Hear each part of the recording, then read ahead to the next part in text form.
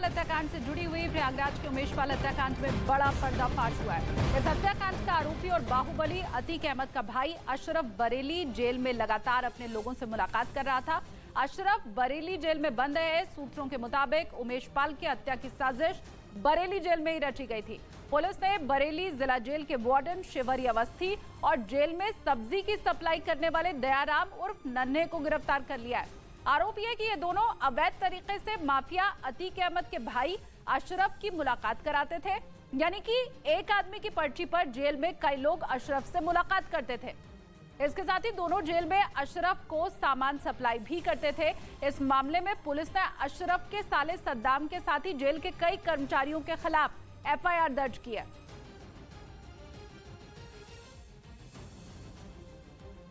पश्चिमी मीडिया ने यह दावा किया कि पुतिन के साथ मिलकर चीन अपनी परमाणु ताकत बढ़ाने की तैयारी में है।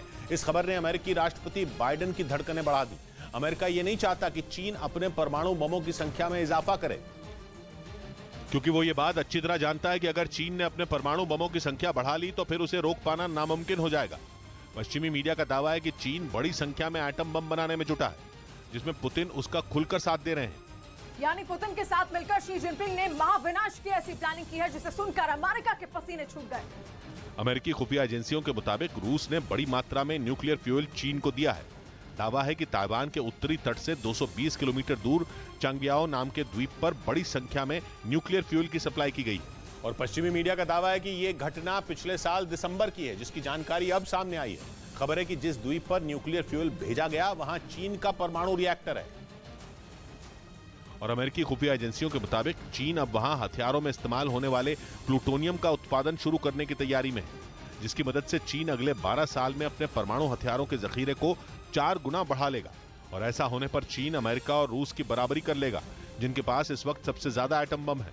यानी चीन का यह प्लान उसके दुश्मनों और खासकर अमेरिका के लिए खतरे की घंटी से कम नहीं है, क्योंकि चीन और अमेरिका के बीच पहले से ही तनातनी चल रही है। इसकी बड़ी वजह ताइवान है, जिस पर चीन पिछले कई महीनों से कब्जा करने की फिराक में है। लेकिन अमेरिका खुलकर ताइवान के साथ खड़ा हो गया। उसने साफ कह दिया कि अगर चीन ने हमला किया तो उसे अमेरिका से भिड़ना होगा। यह मुद्दा अभी शांत भी नहीं हुआ था कि चीन के जासूसी गुब्बारों वाली घटना ने आग में घी डालने का काम कर दिया, जिसके बाद से ही यह माना जा रहा है कि कभी भी अमेरिका और चीन के बीच जंग छिड़ सकती है। इसी वजह से शी जिनपिंग अपनी ताकत बढ़ाने में जुटे हैं, क्योंकि उनके पास अमेरिका से काफी कम परमाणु हथियार हैं। इसी वजह से उन्होंने पुतिन के साथ मिलकर परमाणु ताकत बढ़ाने का प्लान तैयार किया। हाल ही में पुतिन अमेरिका के साथ परमाणु संधि भी तोड़ चुके हैं। उस संधि के तहत यह तय हुआ था कि अमेरिका और रूस अब अपने परमाणु बमों की संख्या नहीं बढ़ाएंगे।